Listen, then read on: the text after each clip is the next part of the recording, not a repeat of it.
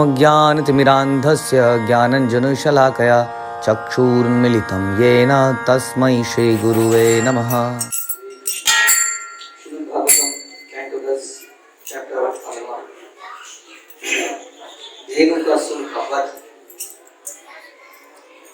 सुखदेव गोस्वामी ने कहा,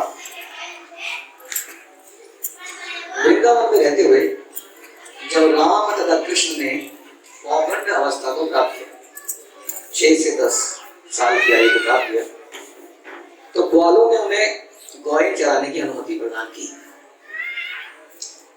इस तरह अपने मित्रों के साथ इन दोनों बालकों ने वृंदावन को अपने चरण कमलों के चिन्हों से अत्यंत पावन बना दिया। आप जानते हैं कि वृंदावन की भूमि में भगवान नंगे पैरे घुमा करते थे और इस प्रकार उन्होंने इस पूरी भूमि को पवित्र कर रखा है। आज रास्ते में आते हुए कई जगह से धूल उड़ी और धूल सांसों के माध्यम से हमारे अंदर गई और इस प्रकार से हमारा चित्त व्रज की रज में समा गया। तो इस धूल से बचने का प्रयास नहीं करना है। व्रज में व्रज की धूल ही सबसे इम्पोर्टेंट है और इस हर जगह पर भगवान घूमे हुए हैं, उन्होंने लीलाएं करी हुई है। और ये एक विशेष वन है तालवन, तालवन की, और यहाँ पर भगवान अपने मित्रों के साथ आते थे।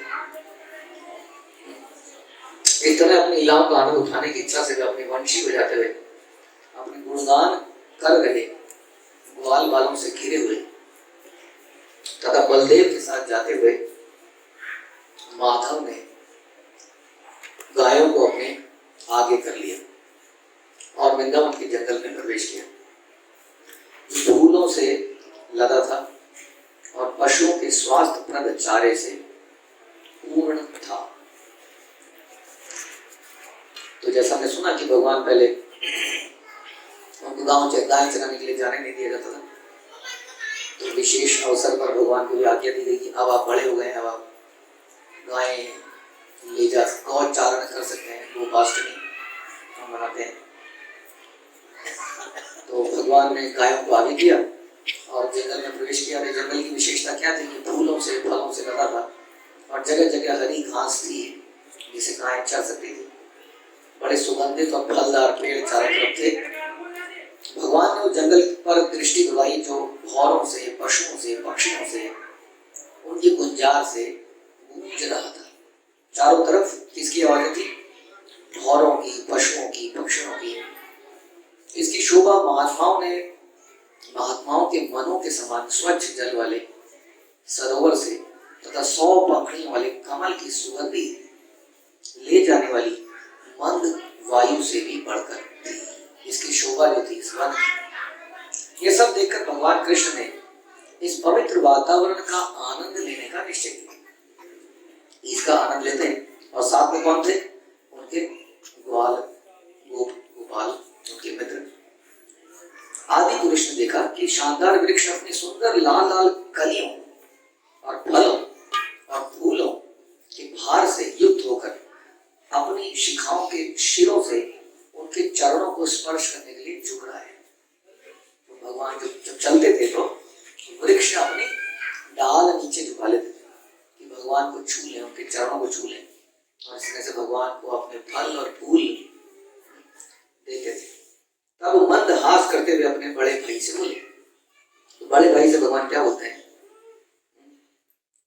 दाऊदी से श्री भगवान ने कहा, हे देव श्रेष्ठ, देखें ये वृक्ष जो अमर देवताओं द्वारा पूज्य है, आपके चरण कमल पर किस प्रकार अपना साथी है। ये वृक्ष उस गहन अज्ञान को दूर करने के लिए आपको अपने फल और फूल अर्पित कर रहे हैं, जिसके कारण उन्हें वृक्षों का जन्म धारण करना पड़ा है। तो ये कथा बड़ी इंपॉर्टेंट है जो हम पढ़ने वाले हैं। इस प्रकार बलराम जी अज्ञान का अंत करते हैं। और अज्ञानी व्यक्ति को संसार में क्या कहते हैं? क्या कहते हैं? गधा।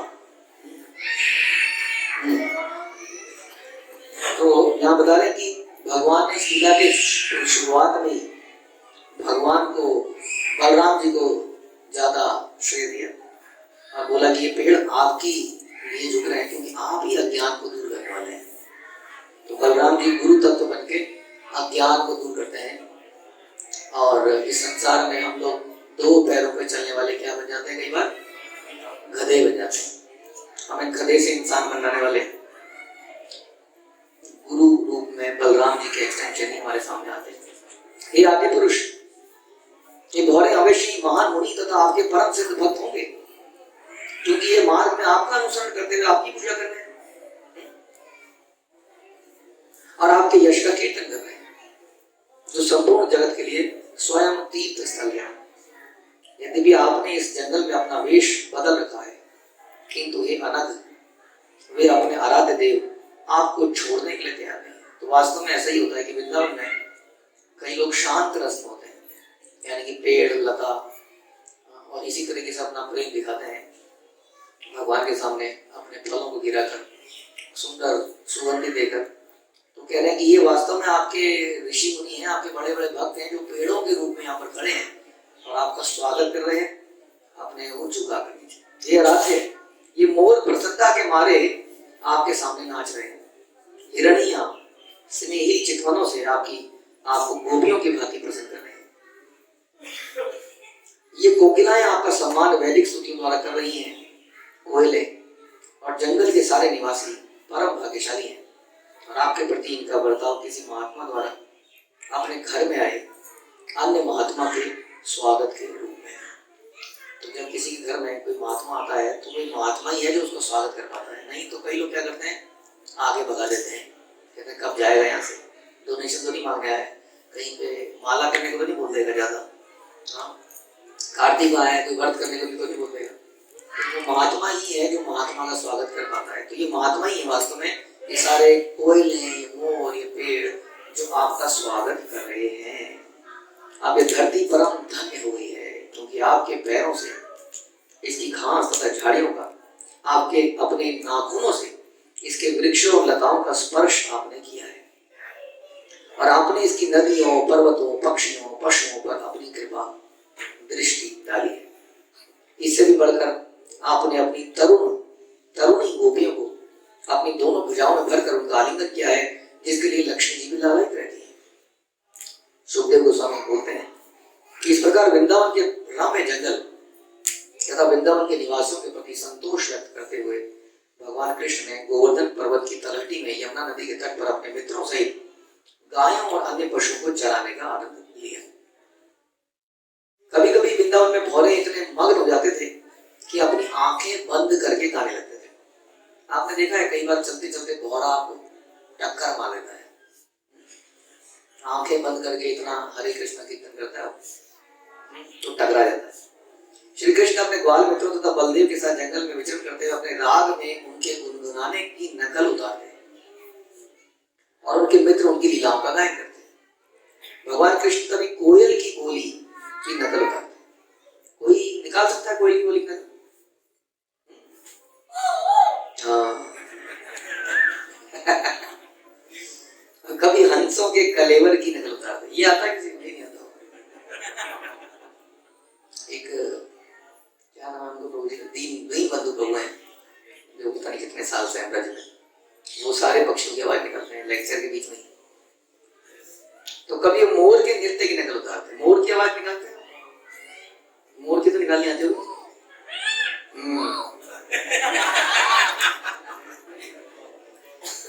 कभी कभी वो बादलों जैसे गंभीर गर्जन की स्वर में झुंड से दूर गए पशुओं का नाम लेकर बड़े प्यार से पुकारते, जिससे गौएं और बाल मुक्त हो जाते। और गाय कैसे बोलती?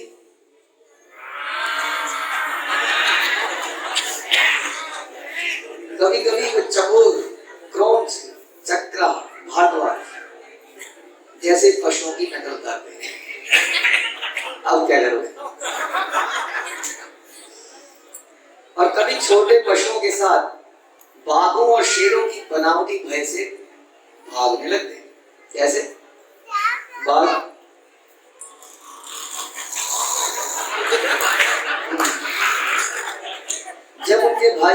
जब उनके बड़े भाई खेलने से थक अपना सिर किसी ग्वाल बाल की गोद में रखकर लेट जाते हैं, तो भगवान कृष्ण स्वयं बलराम के पांव दबाकर और अन्य सेवाएं करके उनकी थकान को दूर करते।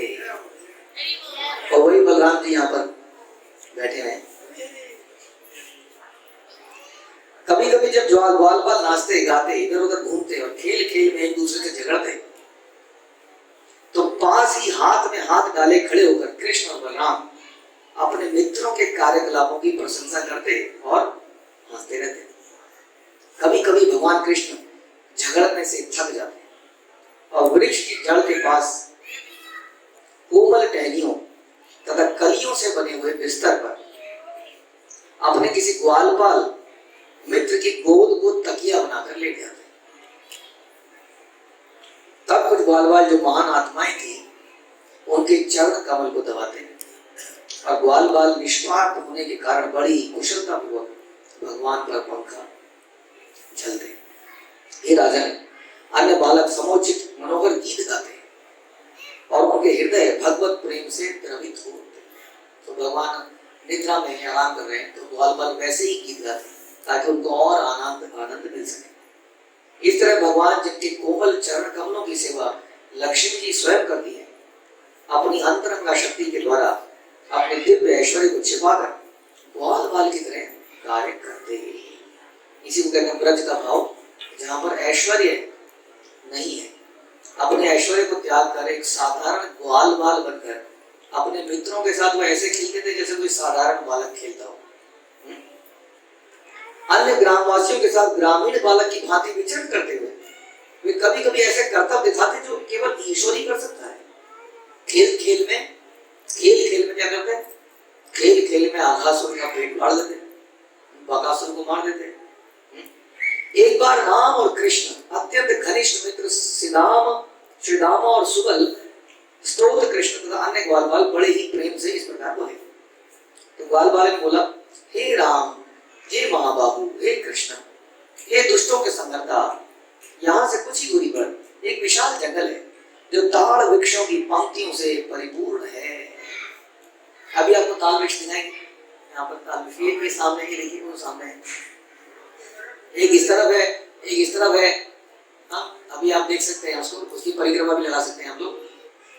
तो ताड़ वृक्ष, उन्होंने कहा यहाँ पे थोड़ी दूर पर, यहाँ ये जंगल ये जो है केवल यहाँ पे ताड़ वृक्ष हुआ करते थे, इसीलिए इसका बाद में ताड़ बन पड़ा। अभी कुछ संख्या में है। तो ताड़ वृक्ष की पंक्तियों से परिपूर्ण है। हाँ, ऐसा उन ग्वालपालों ने कहा। उस ताड़वन में वृक्षों से अनेक फल गिरते रहते हैं और बहुत से फल जमीन पर ही पड़े हुए हैं, किंतु इन सारे फलों को कोई खा नहीं पा रहा है। क्यों? क्योंकि उनका जो रखवाली है वो राक्षस धेनुक कर रहा है। धेनुक जो है, इसकी वजह से ये फल जो है कोई नहीं खा पा रहा है। अब धेनुक क्या होता है? कंस का जो है समर्थक था, कंस ने इसको लगा रखा था क्योंकि फल इतने स्वादिष्ट थे कि कंस चाहता था इसको कोई और ना खा पाए, केवल मैं ही इसको खाऊं। जैसे हम लोग संसार में करते हैं कि जो भी आनंद है वो मुझे ही मिले। भक्तों का जीवन होता है दूसरों को आनंद दिलाना, और एक सेल्फिश आदमी क्या सोचता है कि जितना भी आनंद है मुझे ही मिल जाए।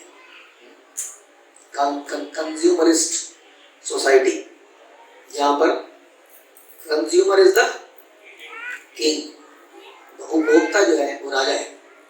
तो ऐसा प्रचलन है, इसलिए सब लोग अपने बारे में सोचते हैं, मैं पहले। तो इसी प्रकार से कंस ने कहा कि ये फल खाएगा तो कौन खाएगा? केवल मैं खाऊंगा। और धेनुकासुर को पहरादारी में लगा रखा था। और वास्तव में अगर धेनुकासुर का हम इतिहास पढ़ें तो ये पिछले जन्म में देवलोक में कुछ स्त्रियों के साथ खेल कर रहा था, और खेल में वहीं पर दुर्वासा ऋषि अपनी तपस्या कर रहे थे। जनरली जैसा होता है जब मद दिमाग खराब हो जाता है किसी स्त्री के आवेश में, तो आदमी कुछ सही गलत सोच नहीं पाता है। तो उनसे कुछ ऐसी गलती हो गई कि दुर्वासा ऋषि नाराज हो गए और उन्होंने कोई शाप दिया, तुम गधे की तरह कार्य कर रहे हो। जैसे एक गधा केवल गधी के लिए अट्रैक्शन करता है, तो उसकी दुलत्ती भी खाता है, फिर भी उसके पीछे पीछे घूमता है।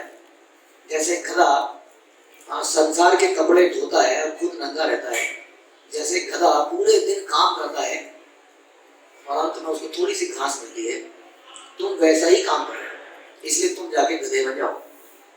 तो जाके वो, और फिर वो जब माफी मांगता है, जैसे हम भगवान से मांग रहे हैं कि हम भी गधे की तरह जिए, भगवान माफ कीजिए, तो दुर्वासा इसको बोलते हैं कि इस प्रकार से द्वापर में भगवान स्वयं आएंगे और उनके हाथों से तुम्हारा जब वध होगा तो तुम्हें मुक्ति प्राप्त होगी। तो वो वहां का रक्षक है। हे राम, हे कृष्ण, धेनु अत्यंत बलशाली असुर है और उसने गधे का वेश बना रखा है। उसके अनेक मित्र हैं, और मित्र कौन है? गधे। गधे का मित्र गधा, लीडर तो फॉलोअर कैसे? गधे। बहुत सारे गधे उसके मित्र हैं। तो गधे की क्या विशेषता समझी आपने? क्या विशेषता है गधे की? दूसरों के कपड़े धोता है, खुद नंगा घूमता है, और सारे दिन मेहनत करता है, और गली से लाभ खाता है। हमसे कैसे इसका लिंक है? नहीं है, डायरेक्टली है। कैसे? हम भी अपना पूरा दिन सारी दुनिया, and that person becomes a super star because he's carrying the loads. हाँ? तो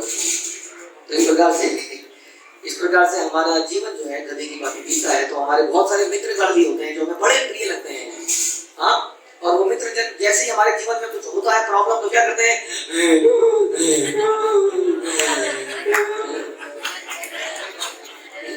ये आवाज निकाल। देवकासुर ने जीवित मनुष्यों को खा लिया है, इसलिए सारे लोग और पशु ताल बन जाने से डरते हैं। हे शत्रुहंता, पक्षी तक उड़ने से डरते हैं। यानी कि पक्षी की पेड़ पे फल खाने नहीं आ रहा है, इतना भय उसने बना रखा है। किसी के घर के सामने आप संकीर्तन कर दो 5 मिनट, कैमरे से देखता है, फटाफट सारे बाहर आते हैं, हटो यहाँ से, हटो, मेरा घर है। करते ही इस प्रकार से गधा, ये सारे गधों ने ये जो भगवान का गिफ्ट है उसको हत्या लिया। तालवन में ऐसे मधुर गंध वाले फल हैं जिन्हें कभी किसी ने नहीं खाया। ताल फलों की चारों ओर फैली खुशबू हम अभी भी सूंघ सकते हैं। यानी कि वहां से गुजर रहे थे तो उस फलों की खुशबू वहां फैल रही थी चारों तरफ। हे कृष्ण, आप हमारे लिए वो फल लाने, हमारे मन उसकी सुगंध से अत्यधिक आकृष्ट है। हे बलराम, उन फलों को पाने की हमारी इच्छा अत्यंत प्रबल है। यदि आप सोचते हैं कि यह विचार अच्छा है तो चलिए उस ताल वन में चलें। अब हमने तो सुना है कि भगवान के धाम में मुक्त आत्माएं रहती हैं। ये कैसी मुक्त आत्माएं हैं जो क्या ये हमारे लिए लाओ? हाँ? भगवान को ही चलना चाहते हैं। तो लीला को मधुर बनाने के लिए, क्योंकि भगवान को किसी चीज की आवश्यकता नहीं है।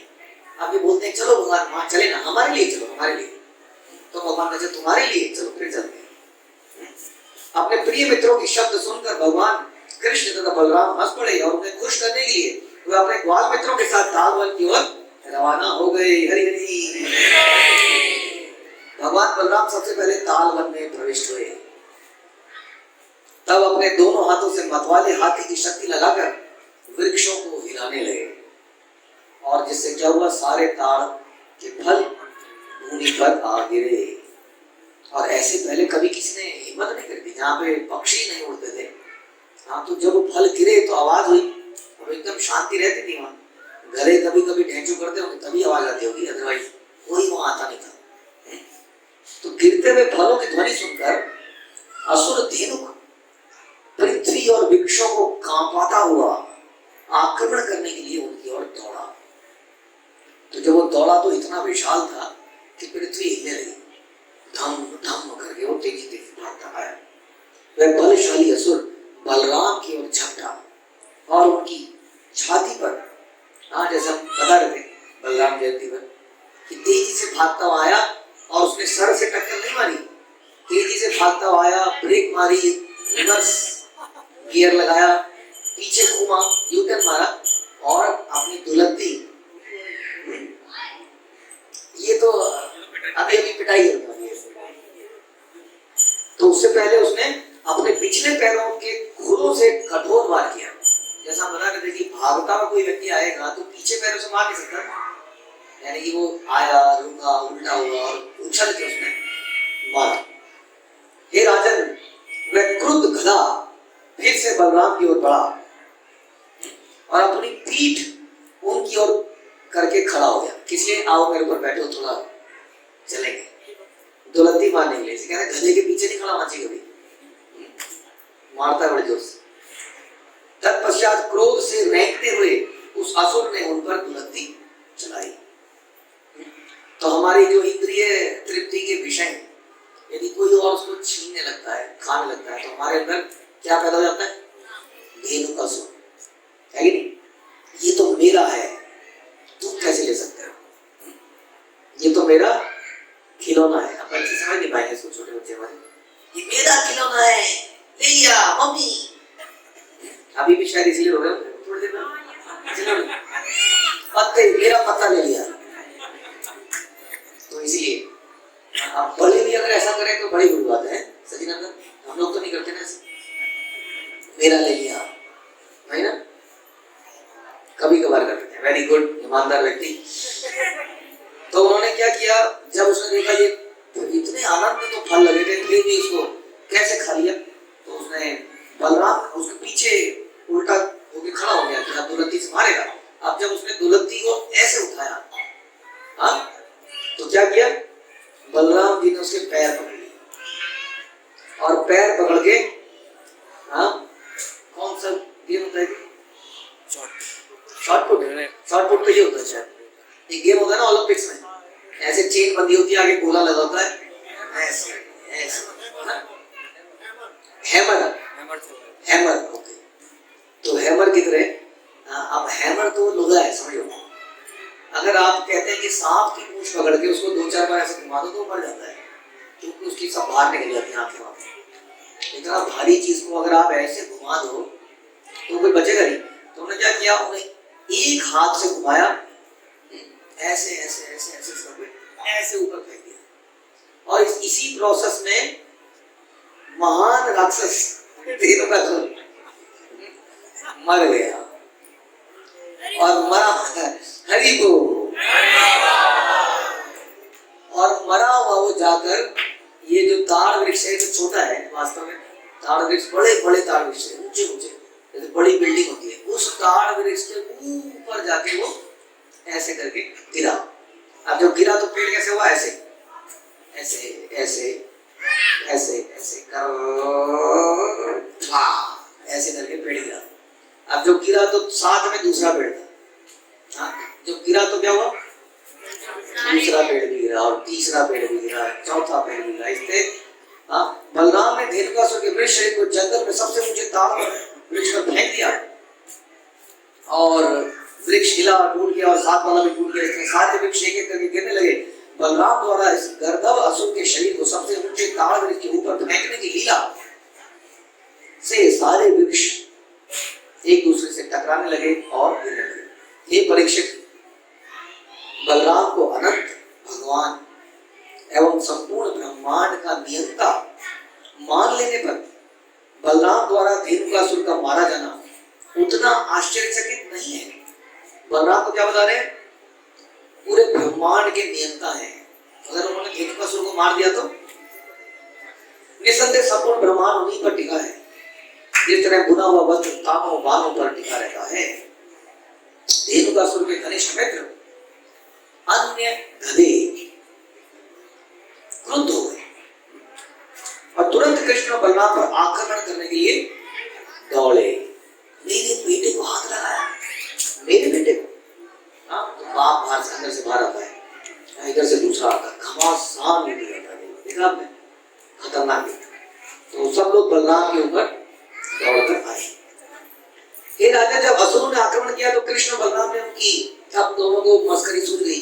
अभी तक कृष्ण ने कुछ किया नहीं था, बलराम जी एक्शन ले रहे थे। क्यों? बलराम जी ने क्यों मारा धेनुकासुर? बताइए।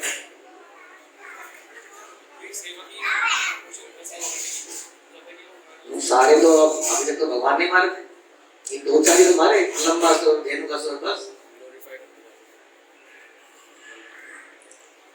बलराम जी से क्या करो, गधे को मार के क्यों मारा गधे को? क्योंकि जो हमारे हृदय में जो गधापन है मैटेरियल आसक्ति का, ये कौन दूर कर सकता है? ये गुरु ही दूर कर सकता है। पहले हमें गधे से इंसान बनना पड़ेगा, तब जाके हम भगवान की सेवा करेंगे। तो गधे से जब हम इंसान बन रहे होते हैं तो हमसे कौन डील करता है? गुरु ही डील करता है। वो दुलत्तियां कई बार गुरु को पढ़ती भी है और फिर जाके गुरु थोड़ा सा घुमाते हैं कई बार। तो इसलिए बलराम जी ने उसको हैंडल किया। अब लेकिन जब उसके सारे मित्र संगी आ गए तो कृष्ण ने कहा अब थोड़ा खेल लेते हैं। अब दोनों खड़े हो गए, सारे आते रहे, दोनों की सबकी टांग उठा उठा के सारे ताड़ वृक्षों के ऊपर ये फेंकते चले गए। और इससे क्या हुआ, थोड़ी देर में ताड़ वृक्षों के ऊपर रंग बिरंगे बादल छा गए। जैसे कि बादल होते हैं ना, अलग अलग कलर के थे गधे। लाल कपड़े पहने हुए गधा, नीला कपड़ा पहना हुआ गधा, बहुत सुंदर सुंदर कपड़े वाले हम लोग गधे। तो सब ताड़ वृक्ष के ऊपर ऐसा लग रहा था कि बादलों में, आसमान में बड़े अलग अलग कलरफुल बादल आ गए। और दोनों भाइयों ने ये सुंदर लीला करी और सारे देवता बड़े प्रसन्न हो गए। कृष्ण बलराम की और उनकी प्रशंसा में गीत गाए, स्तुतियां करी और पुष्प की वर्षा करी। जिस वन में धेनु का सुर मारा गया उसमें लोग मुक्त भाव से फिर से जाने लगे और निडर होकर ताड़ वृक्ष के फल खाने लगे। हरि हरि। हम भी आज यहाँ निडर हो गया है क्योंकि धेनु का सुर नहीं। अगर होता तो क्या करते? होता तो क्या करते? खुद ही हिम्मत करके आते, हिम्मत करके आते, भगवान के साथ आते, नहीं तो मारे जाते। अब गौएं भी वहां पर स्वतंत्रता पूर्वक घास चलने लगी और उसके बाद कमल नेत्र भगवान कृष्ण, जिनके यश को सुनना और जिनका कीर्तन करना अत्यंत पवित्र है, अपने भाई बलराम के साथ व्रज लौट आए और रास्ते भर में उनके सारे अनुयायी ग्वाल बालों ने उनके यश का गान किया। हरे कृष्णा हरे कृष्णा कृष्णा हरे हरे, हरे राम हरे राम, राम राम हरे हरे।